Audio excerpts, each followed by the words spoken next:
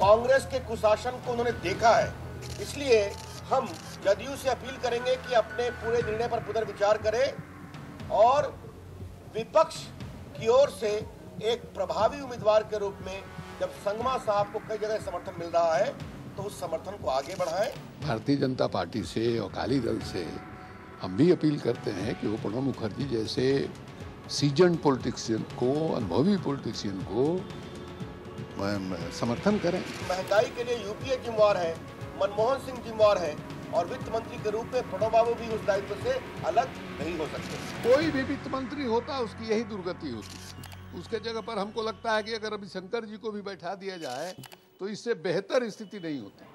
भले ही जेडीयू और बीजेपी की मौजूदा तकरार अभी राष्ट्रपति चुनाव को लेकर के हो, लेकिन सूत्रों की माने तो इसकी असली वजह नीतीश का मोदी विरोध है। शिवानंद जी विद्वान आदमी हैं,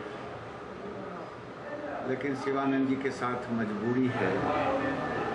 कब क्या बोलेंगे, कहाँ रहेंगे, वो जहाँ जैसे रहते हैं उस ढंग से वो बोलते हैं।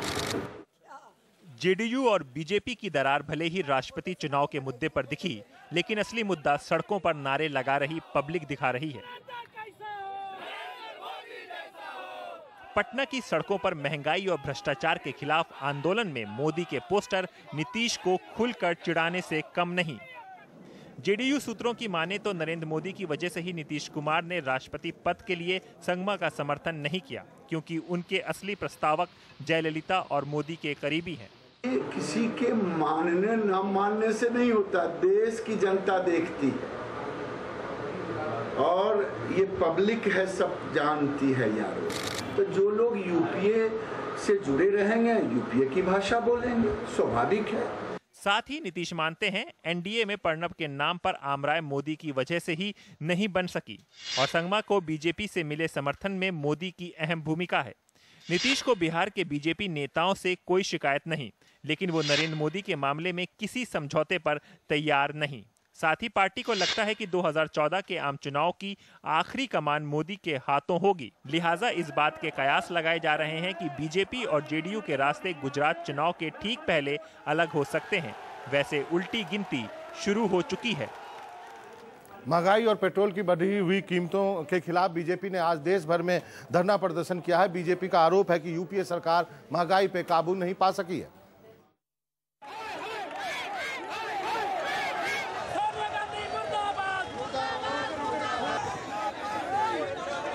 दिल्ली, चंडीगढ़ से लेकर भोपाल, पटना, फिरोजपुर, लखनऊ तक में सड़कों पर उतरे बीजेपी के कार्यकर्ता।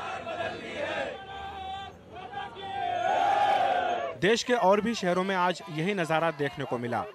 बीजेपी के जेल भरो आंदोलन के लिए तमाम आला नेता भी सड़कों पर उतरे।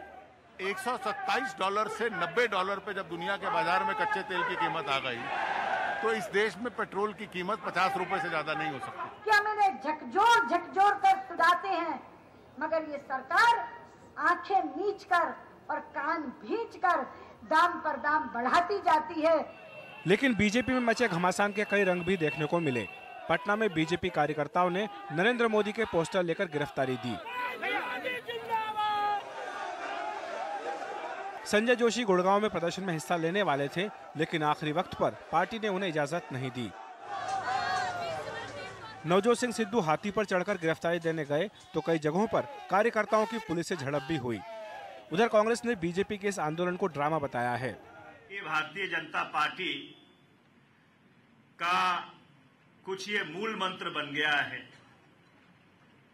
कि हम सिर्फ विरोध के लिए विरोध करेंगे।